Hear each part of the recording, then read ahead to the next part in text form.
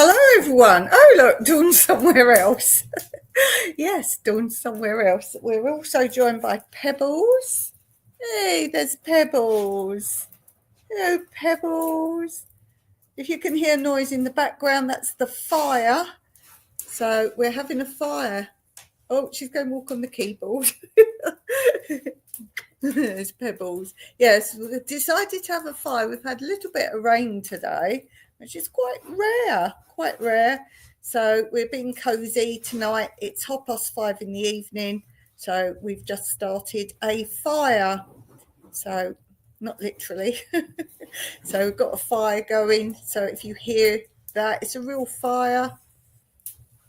There we are, real fire.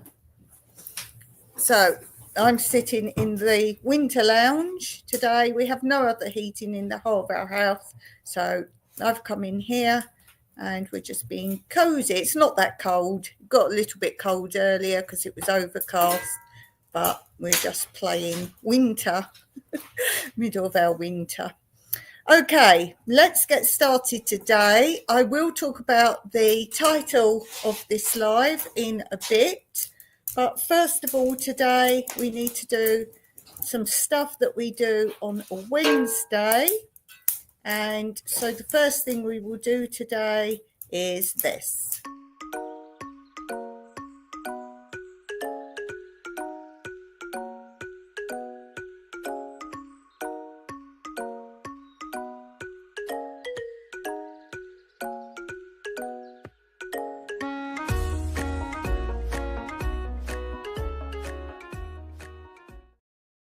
Okay, so the puzzle of today is, what does the letter D stand for in D-Day landings? So we all know that from the war, the word D-Day landings or D-Day.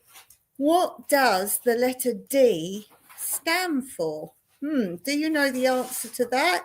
If you do, drop a comment if you're in the chat, or if you're watching this back later, see if you can get the answer without looking it up before I give the answer out. And when we have people in the chat, if they get the answer right, anyone in the chat, then they win. And if no one gets it in the chat, in the live, then I win. So let's see who wins today. So that's the first thing we're going to do today. And now let's talk about the title of this video.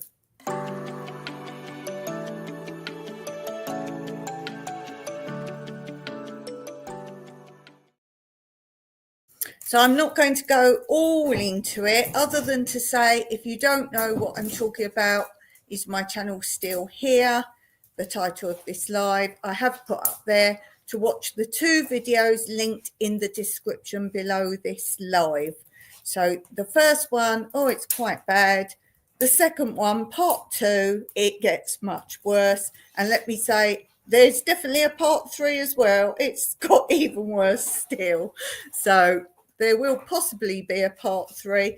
And you will note that the two videos come from two channels. The first part is from this channel because it's how this channel's been affected so far. And part 2 is from my other channel, Tranquility Through Life's Natural Beauty. And that's how that channel's been affected, which is far worse. Part 3 follows that. So I will catch you up on that in time. And as I said, I don't want to repeat it all. It is clearly stated in both those videos what's going to happen. Do listen to it all before you jump in and make comments, because I do explain things that you may well ask or say. Okay, so we're talking about counting your blessings. Now, you may know in many cultures there are different ways of counting your blessings or having good fortune. And I'm going to share this information with you from one of my books. The Chinese have a saying: first luck, second destiny, third feng shui, fourth virtues, fifth education. And it says, although feng shui can be a powerful force in shaping lives, it is not a cure for all ills. Luck plays a major role, and personality or karma is almost as important. What we do with our lives and how we behave towards others will play a part, and education gives us the tools to make sense of the world. Feng Shui is just one part of the complete package. The single factor which sets Feng Shui apart from other systems is that it has a capacity for change built into it. Most systems evolved from simple principles. Understanding the natural world played a major role, and natural phenomena were believed to be imbursed with a spirit, recognition of which will give people some benefit to their lives. Where these systems become established as religions, they will worship, but Feng Shui has remained a philosophy and can be used in any culture and alongside any belief system. Feng Shui uses formula which determine the rising and falling energy in a given time span of an individual or house. Other formula indicate a person's best location within a house or office and can suggest the best place of beds and desks, for example. Many Chinese people consult astrologers annually to further refine this, so that every activity within the year can be pinpointed accurately and undertaken at an auspicious time. This can be as precise as the best time to conceive or even when to wash your hair. The philosophy of Feng Shui is embraced by people who are aware of the impact of their surroundings have on them and feel the need to take action to improve their lives. But using Feng Shui correctly is a skill, and its principles cannot be adapted simply to suit the circumstances of a place or individual. Feng Shui enables us to position ourselves within our environment to our best advantage. The positioning of our houses and offices, as well as their internal design, affects each of us positively or negatively. Feng Shui helps us to determine the most favourable positions for us and the layouts, colours and designs which will support us. In the garden, we can determine the best location for different activities we intend to pursue there, but we also have to take account of the plants in the garden and their needs, which are equally important for the environment to thrive. So count your blessings. You may find some cultures, as I say, do that, or you may indeed find that it is your own positivity that creates certain situations. And that would be a good point to bring onto you our quote corner for Wednesday.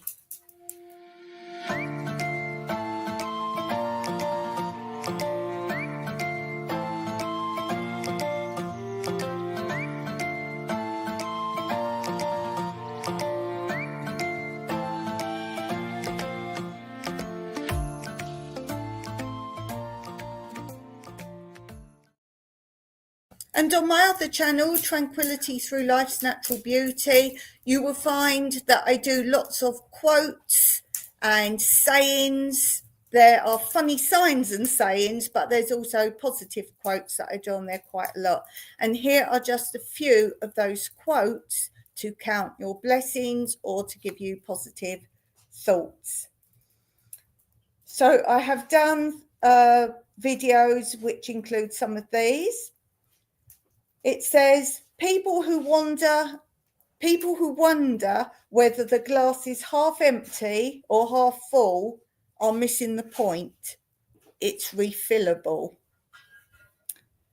Another one I've used in the past is, you cannot soar with the eagles whilst you choose to hang out with the turkeys. Life always offers you a second chance. It's called tomorrow. So these are some ideas just to have positive mind. And as I say, count your blessings. So don't look at your negatives in life.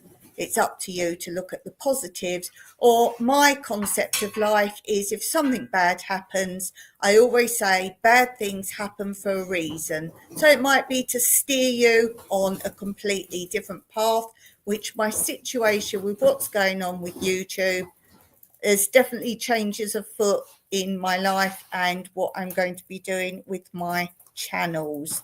So keep your eyes peeled. Tell me if you've seen any differences so far, because I'm slowly implementing changes. So let me know what you've noticed so far on both channels. Okay, let's go on to this.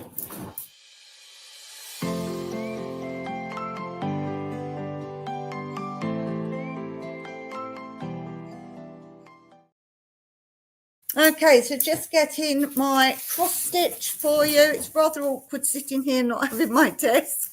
You might see my arms flying around, or I'm trying to pass things over the top of the camera so I can get to them. I do appreciate my desk now, and I hope I've not wobbled you, because you're balancing on my kneecaps. I've got my legs out on the table on the sofa. Okay, so we have done quite a bit more. And I've been asking since I've started this one for you to tell me what you think it is. Now, I don't know if you can see. Let me find the right place.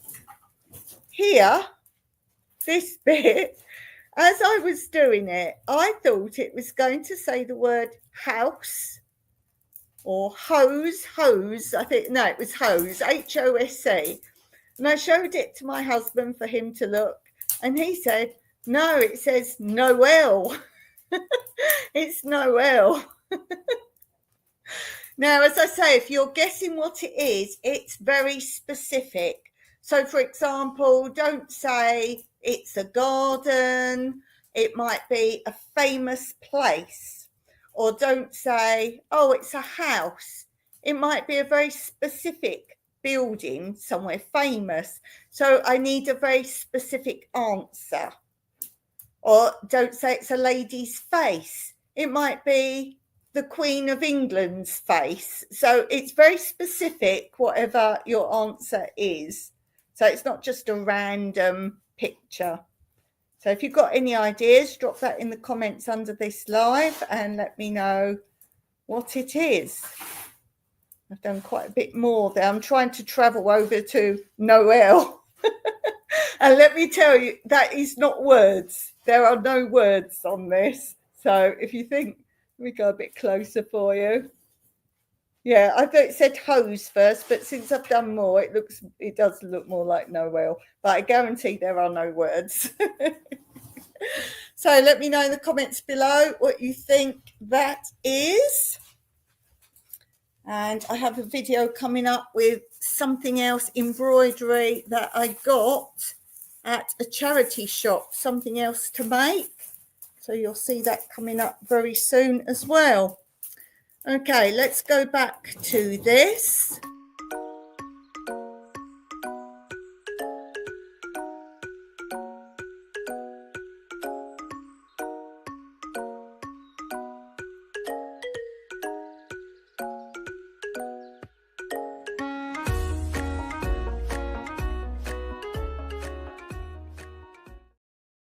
Okay, so our puzzle for today, our puzzle piece.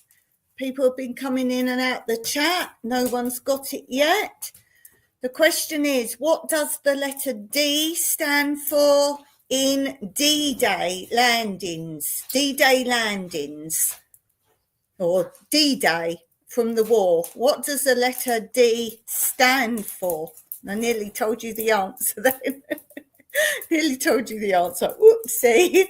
Whoopsie. Okay, let's go on to this.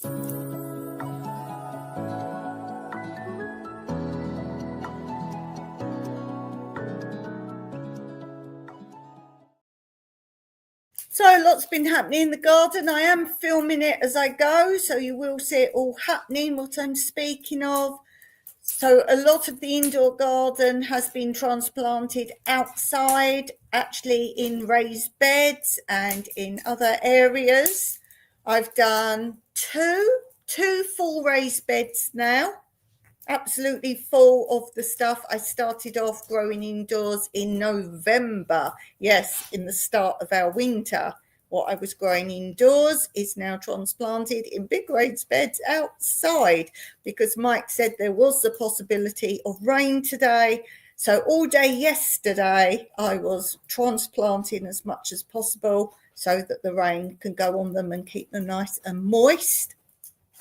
I have covered them over with my big water bottles that I use as cloches, but the rain can still go in the raised beds, so they're not totally covered the beds and absorb that. And funny enough, as I say, it rained a bit today, but yesterday I was getting sunburnt while I was gardening. I just had a little vest top on, and I had to keep moving around the bed to do it from different angles because I was actually getting sunburned yesterday on like my shoulders and that. So that's the change in the weather. It's a big change in the weather. So I want to start some more seeds off indoors, so I will be filming that as well. And I have just edited today another update of what's going on in the garden, but you are still behind because so much goes on so quickly this time of year. Literally from a couple of days at a time the situation changes, or I'm planting something else, so you actually get a little bit behind this time of the year, so you've got a lot to catch up on that. Okay, let's go on to this.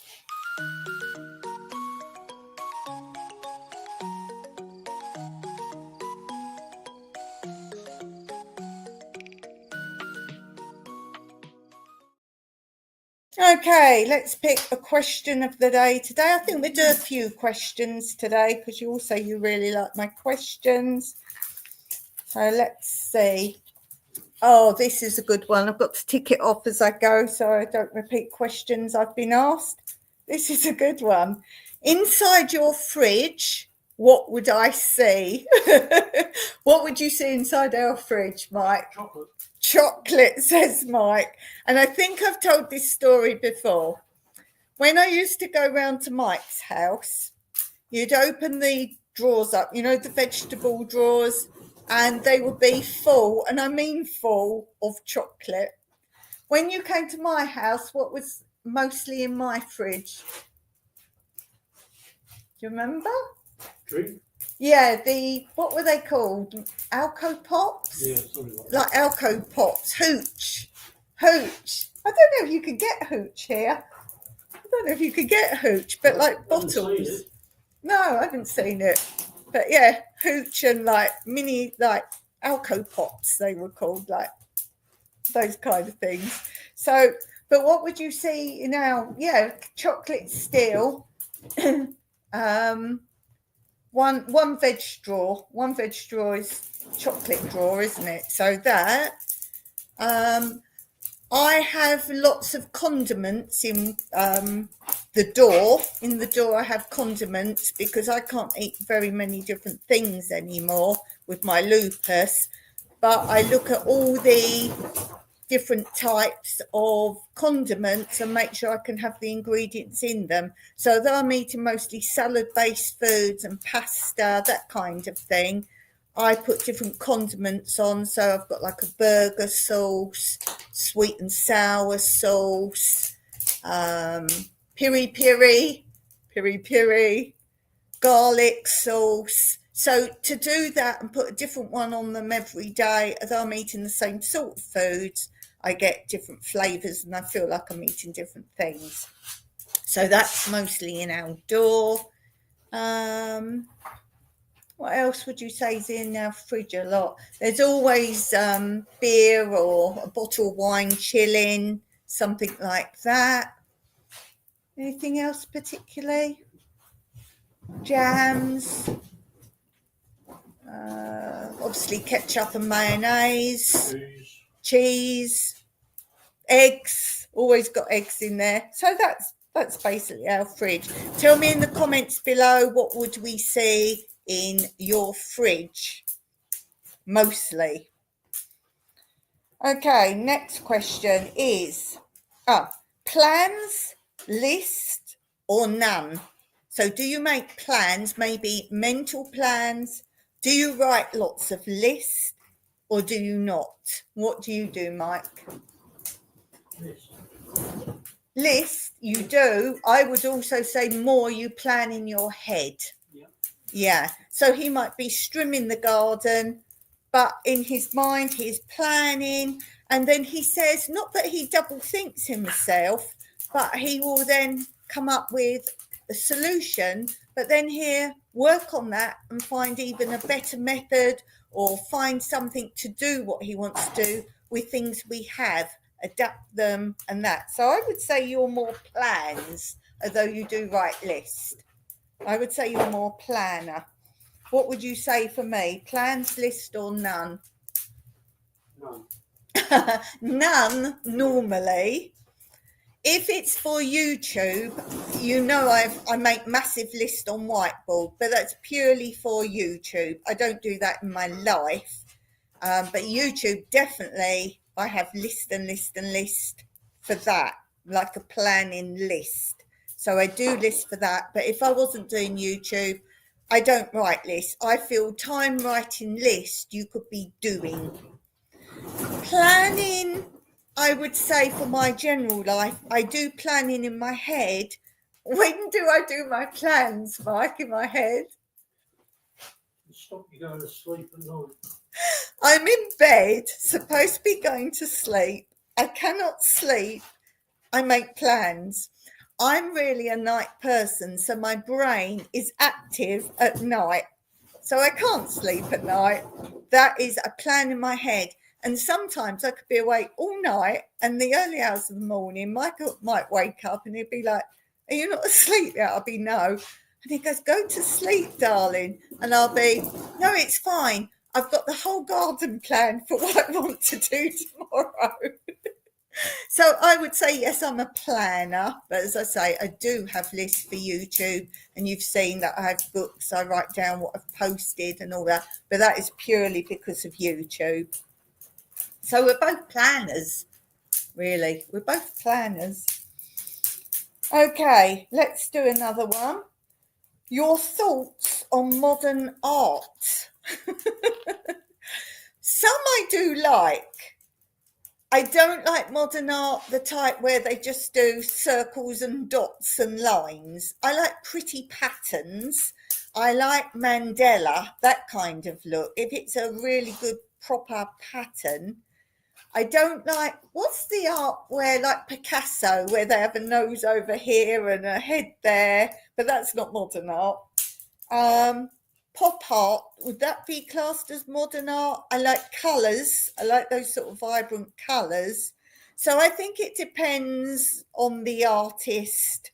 I like mosaic and that kind of thing. I like stained glass window type looks. So pretty I like. That being said, I very much dislike portraits. I don't like portrait paintings. Some are very good, but on the whole, I'm not a lover of portrait paintings. Mike likes view sort of paintings. I like the beach vibe, those kind of paintings. So I hope that answers that one. What is the worst haircut you've ever had? Oh, I know the answer straight away to this. On my other channel, Tranquility Through Life's Natural Beauty, I am doing a series. It's got its own playlist and it's called something like My Childhood Memories, growing up in the 70s. My Childhood Memories. Go and listen to that if you really want to know about me. You've got it from day one. So that's a whole playlist, My Childhood Memories, on Tranquility Through Life's Natural Beauty. Go and check it out. And on that, I think I've talked about my haircut on that. I think I have. Have I recorded that one? Or have I just talked about it in a live before? I'm not sure. But my worst ever haircut, as children, we were never taken to the hairdressers. If we wanted our haircut, my mum, who couldn't cut hair, would cut our hair. She didn't really want us to have our hair cut. And I couldn't have been older than 9. I might have been younger than 9. I think I was younger than 9. Yes, I think I was younger than 9. Maybe 8. I'm not sure. Not sure. And there was a haircut came in trendy called a feather cut. Now, if any of you know feather cut, do you remember feather cut? Look it up, see if you can find it. To me, it was a bit like a mullet. A bit like a mullet, but without the sticky up sort of bit on the top. It was like a fringe, but it was cut quite way back and then long hair. And I'd never sort of spoke of it or anything. I just remember my mum saying one day, because I always wanted to be a hairdresser from about the age of 5 or 6. I always said I wanted to be a hairdresser, and I wanted to go to the hairdressers and see what, all about hairdressers. And one day my mum just came up with, oh, I'll take you to the hairdressers today and you can have a haircut. Quite out of the blue. I have to ask her where that even came from. I kind of think I know where it came from, but that's to be discussed in my childhood memories, I suppose. Anyway, so she took me to the hairdressers and she just said to them, I want her to have a feather cut. I didn't know what it was. And I ended up with this awful looking, in my opinion, haircut. And everywhere I went after that, friends, my friends' mums, everybody would say, why did you have that done? You had beautiful hair. So that's got to be my worst ever haircut, even cutting my own hair. Yeah, feather haircut. Mike, do you have a... No, you don't. I tell you what, I dislike most. I didn't know Mike at this time, and I'm going to say it counts. I've seen pictures of him with a moustache. It was a trend at the time. It was in the 70s. Men had moustaches. Oh, Mike, I hate that. So I'm going to say worst haircut for him? No. Best haircut for him was whenever he decided to cut off his moustache. How long did you have that for? Quite a while. No. I said to him, if I knew you then, I wouldn't have liked you. I know it was a trend at the time, but it didn't suit him. It really didn't. Okay, shall we do one more? Let me see. Let's pick another one. Oh, this is hard. Invent. I thought it was choose one. Invent a cartoon character to depict you. Let's think of a cartoon character first that is closest to representing me. Shall we do that? And then I'll try and invent one. Cartoon character. I'm going to say, I've talked about Muttley a lot. I would say Muttley's probably quite like me. If you don't know, he's a dog in Dick Dastardly and Muttley. That makes you a red setter. No, he's not a red setter. Red. He's not, he's yellow. Oh, you're red. Oh, I'm red. Oh, you're saying make me a red setter character. Yeah. Oh, we'll come to that then. Oh, Mike says a red setter. Think of one for yourself. So Muttley is, I think you meant Muttley. Muttley's a yellow dog. He's a hound. And he laughs like that. And I think that's me. I've got humour inside. He's very quiet. He doesn't really speak. He says, he kind of mumbles, but he doesn't speak. So I think that's kind of me. I'll be quiet, but I'll have a good laugh. So I can be, or seem to be serious. I'm going to say that, seem to be serious, but I like a good laugh at things. I'm also quite like Gromit, my dog, quite like Gromit from Wallace and Gromit, because again, he's kind of in the background, but he listens, he watches, he might make little things like raised eyebrows. He comments with his face. And then he lets people do whatever they want to do, like Wallace does all these mad things. And then he just steps in, puts it all right, but doesn't have a go at Wallace or anything. So yeah, that's quite my character. But okay, character, invent a character. What Mike says, a red setter. Seeing as I've chosen 2 dogs, I think I should go with that then. A red setter. What would my characteristics be then, Mike? Would it be a lazy dog sitting around? Or it'd be in the garden all the time. Be in the garden all the time. You won't see him indoors. He'd be in the garden. He'd go dashing around like a loony, doing all these things, and then he'd go, and relax. Yeah, I think I'd have to be a mixture of Gromit and Muttley for sure. Mixture of those for sure. I was thinking, what sort of character would I be if I wasn't a red setter? I don't think I'd be really a person or an animal. I'd just be a thing. What sort of thing? Something mystic. Yes. Like, I don't know, maybe I'd have to draw and design something like a mystic, like Will-o'-the-Wisp or something like that. I'd just kind of drift in and do mystical things. I'd be a bit of a mystery, because you guys think I reveal a lot. There's so much more. There's so much more. So yeah, something mystic, not a character, like a human or anything like that.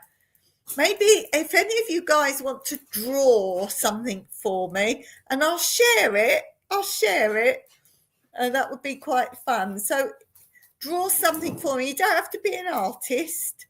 Draw some mystical thing that you think will be me as a cartoon character. Maybe I'd have a face. What sort of face? I think just mystical. I don't know. Let's see what you guys come up with. That would be quite fun. Do you have one, Mike, or not? What would Mike be? He'd be lovable, whatever he is. So he's got to be like cuddly looking, like a big furry teddy bear. He's like dragging a big cuddly teddy bear, quite character, like furry and snuggly and everybody's pal. Yeah, that's who he'd be. Some sort of teddy bear or guinea pig or something like that.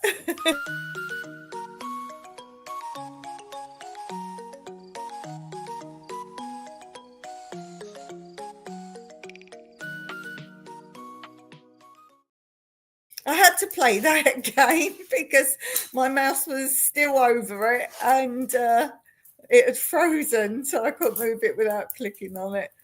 Oh dear. So let's see. What did I want to click? Oh, this.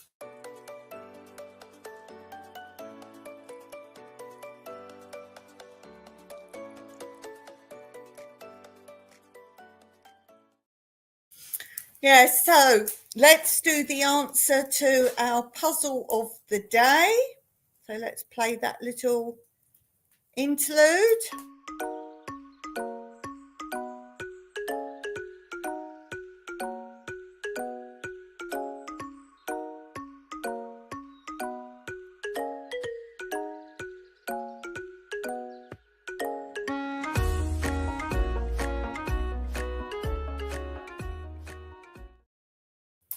Okay, so the question of the day was, nobody got it who popped in the chat. What does the letter D stand for in D-Day landings or D-Day? Do you know? Does anyone know? Dawn's won this today. It actually stands for the word day. D-Day is day. And you're like, what are you talking about? Well, it's exactly the same as when you say on a countdown for, say, a rocket taking off, T minus 10 seconds to lift off, T meaning time. And there's other examples of this that mark passages of time.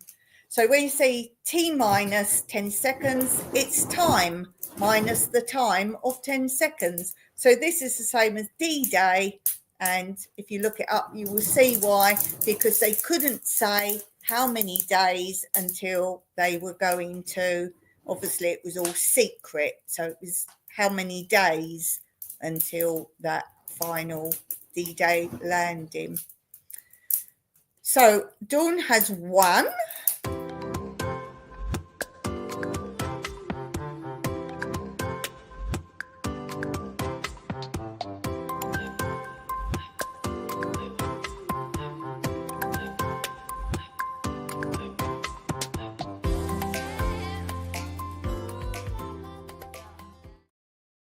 And that's because our quiz buff Steve is not in the house today. He's on holiday in Africa, and he is in quite good competition with me. I think we're on about 50-50 of who gets the win of the day on the puzzle piece.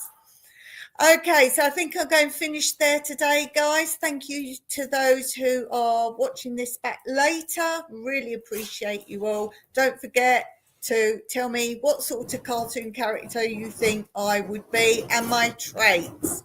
So thanks for watching, and as always, Meraki.